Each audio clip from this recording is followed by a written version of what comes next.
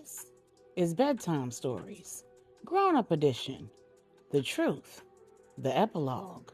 When we left off, Amira had decided that if she could just get Big Wood to Dallas, she'd be able to commandeer his time, and in the end, she'd either be able to win his heart and make him an ally, or set him up and make him an enemy. Big Wood had decided that he'd beat Amira at her own game. He'd play the game and double cross his double crosser. And True had decided that she was all in.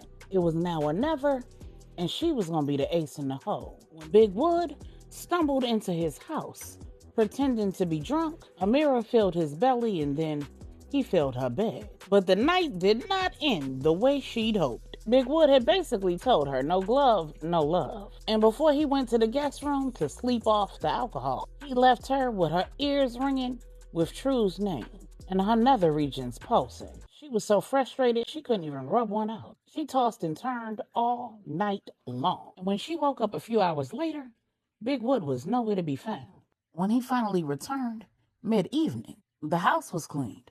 Amira was dressed and watching television on the ugly living room furniture. She looked up as Big Wood entered and saw that he was not only fresh to death, but his Caesar was freshly groomed and so was his goatee. She said, "So I take it that you didn't come back to Dallas just to handle this DNA business." Big Wood said, "Nah, I had meetings and I got a special function tomorrow."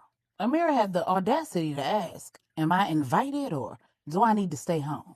Big Wood said, "Last time I checked, you was in hiding. Not to mention, you're Muslim. You don't act like it, but that's what I heard." Amira said, "I'm Muslim, not perfect. And what difference does that make?" Wood said, "The family event is at church."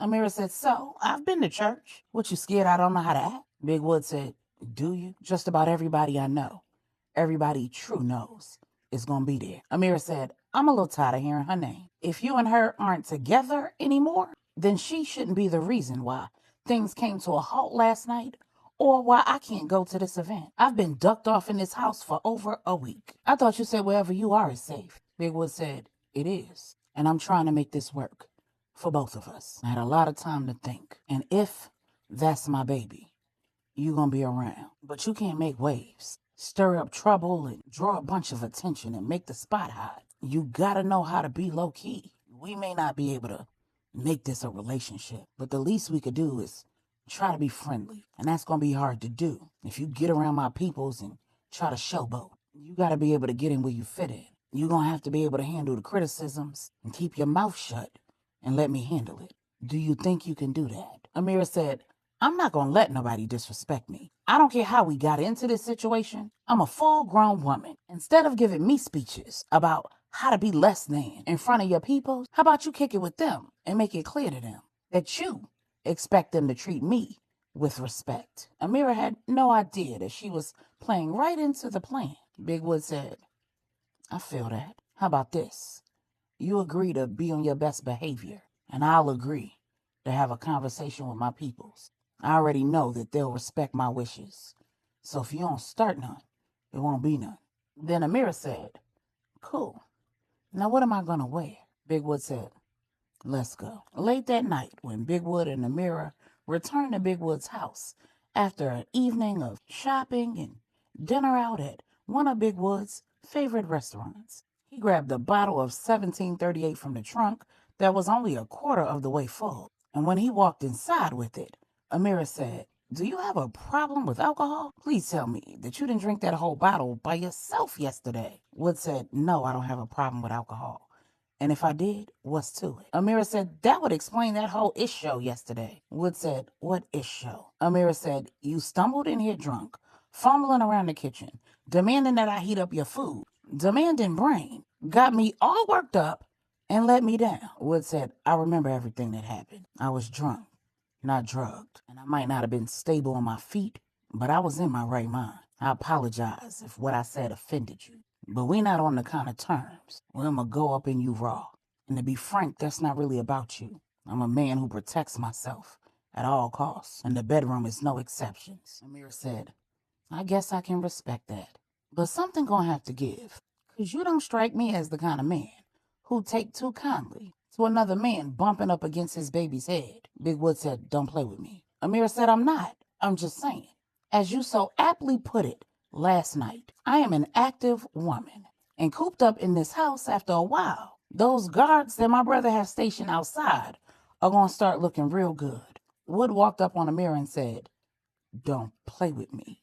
Amira said, "Or what? What are you going to do, Big Wood? Because there's nothing stopping you from sleeping with whomever you want, whenever you want. After that test, you're going to leave here and go back to parts unknown and do whatever you were doing with whoever you were doing it with. Or have you been abstaining since your girlfriend left?" Wood grabbed Amira by the face and she said, "Are you usually this handsy? Are you trying to scare me or turn me on? Because unless you're going to give me that wood, get your hands off me." Big Wood said, "Don't threaten me with a good time. You playing stupid games. It might be hard to tell, but I'm a jealous man, and you might not be mine. But if that's my baby in there, another nigga better not be taking you down. You understand me?" Amira said, "Well, if you don't want another man to have it, you better come get it." Big Wood let Amira go and said, "Yo, I don't even know what I'm doing right now." He grabbed the bottle of 1738 that he'd sat on the counter and started storming towards the door. And just like he expected and planned, Amira followed right behind him saying, "What you scared of, Wood? Why you running?" Then she jumped in front of him and blocked the door with her body, reached in her purse, and threw a whole pack of Magnum XLs at him. They hit his chest and hit the floor. She said, "Oops, looks like I dropped something." She bent down to pick them up and grabbed the waistband of his pants for balance. Instead of picking them up and coming back up, she undid the buckle of his belt, unzipped his pants, and released the beast. Then she took in as much of Big Wood as she could, and when his knees started going weak, she picked up that pack of condoms and led him to the bedroom. Inside, he repeated the performance from the day before, and once again, he did not kiss her in the mouth, and he did not put his face in the place. He got her all worked up and aroused. And just when she was ready to go over the edge, he unrolled as he slid on the huge condom, and then he played with her over and over again, giving her a little, taking it out, giving her a little more, taking it out, turning her over, slapping her cheeks, giving her a little, taking it out. After a while, Amira was screaming. She was going right over the edge and being pulled back, and right over the edge and being pulled back. She was clawing the sheets and running to it instead of away from it. And when it was clear that she was going to lose her mind, Big Wood slammed into her, and she let out a scream that could be heard blocks away. In Denton, Texas, at Salema and Wise's house, the couple were in bed, making love, when Wise's cell phone rang. Salema said, "You got to be kidding me." Wise said, "I'm sorry, baby. I gotta get that. That's the firm phone." Salema said, "Answer it on speaker." When Wise answered, it was Bree. Salema said, "You better have a good reason why you are calling my husband's phone this time of night." Bree said, I'm sorry, Salema, but I was monitoring the audio over at Wood's house, and I can't see the cameras in Amira's bedroom. It sounds like somebody is killing her."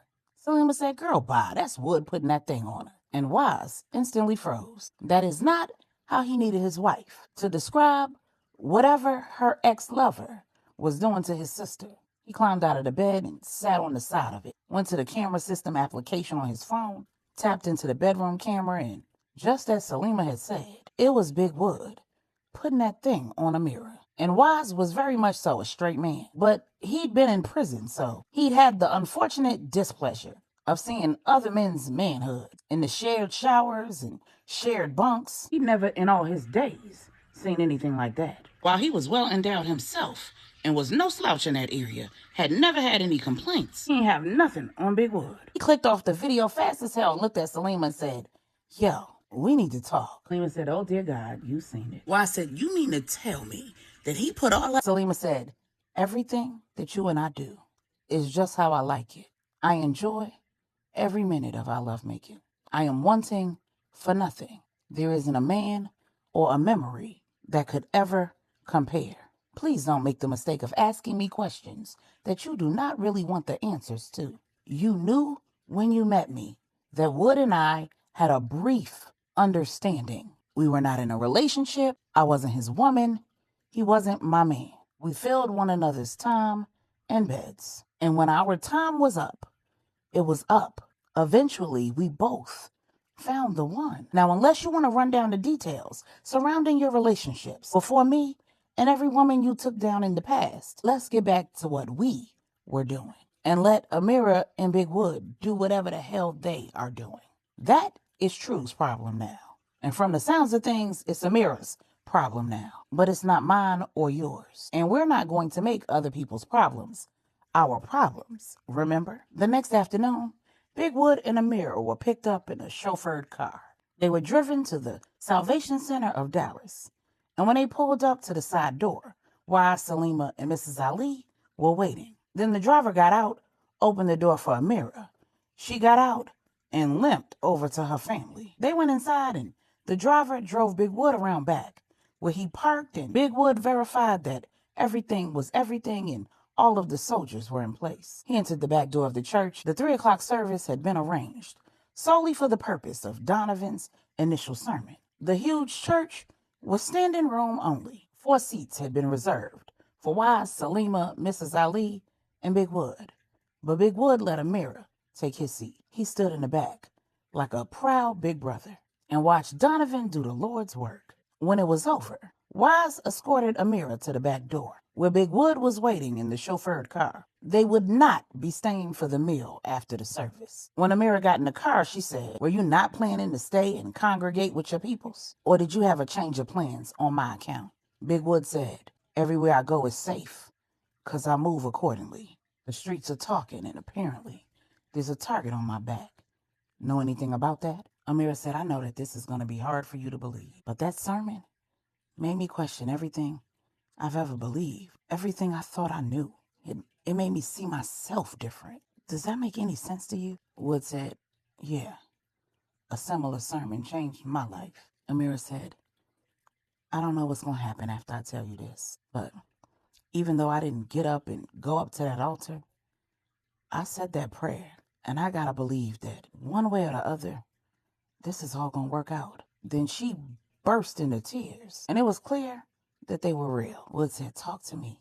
What's up?" Amira said, "I was a fool. Amira got me all involved in this crazy mess that he had going on. When I found out I was pregnant, I was overjoyed. And I told him. When he asked if it could be a baby, I told him yes. And that's when he came back with this plan. He said that if I did everything that he told me to do, I'd get $1 million. I would probably have to raise this baby by myself, but he'd be right there to help me. He told me that he'd approached Wise, told him that he was our brother, and that Wise brushed him off and said that you were his brother. That Wise had seen him with True in the garden and he was taking sides. He convinced me that you wouldn't want anything to do with me or the baby, and that when you found out, you'd come after me. I believed him.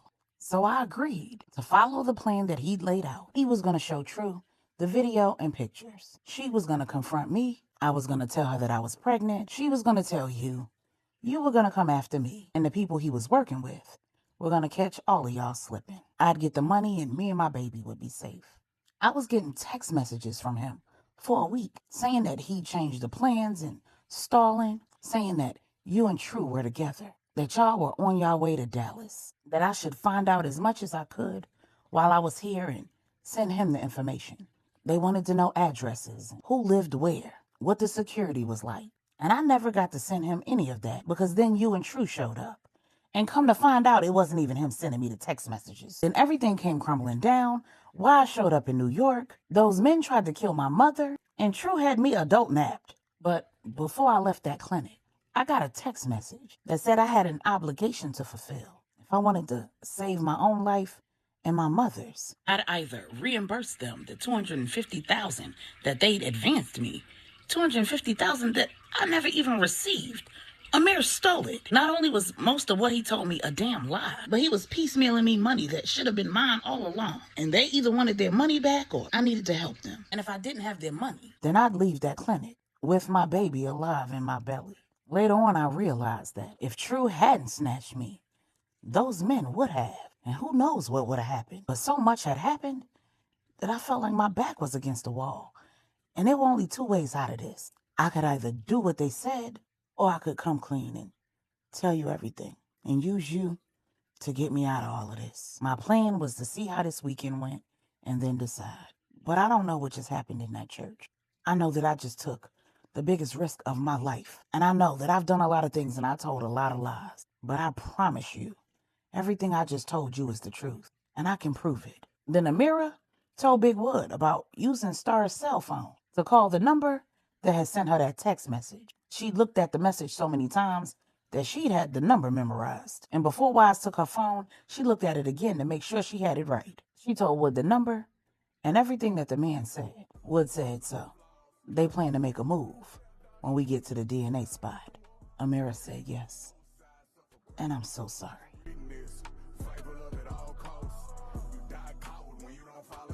Here's a sneak peek of season 15, Poetic Justice.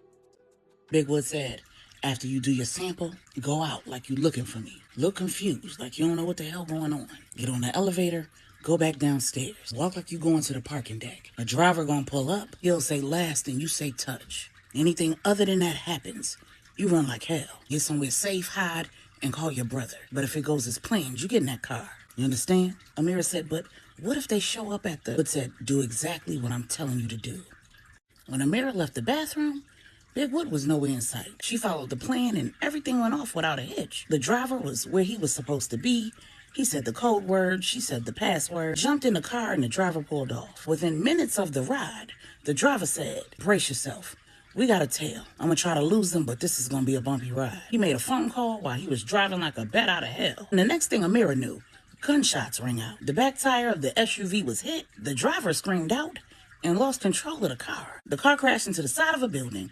Amira jumped out the back seat and just took off running. Absolute mayhem was ensuing behind her. She didn't even turn around to look. She ran 4 blocks, turning on side streets. She realized that the area looked familiar. The restaurant where she and Big Wood had had breakfast before their appointment at the DNA lab was right up ahead. She ran inside and the maitre d' immediately recognized her. He said, ma'am, are you okay? She said, no, I need to hide. He led her to the back and she feverishly called Wood.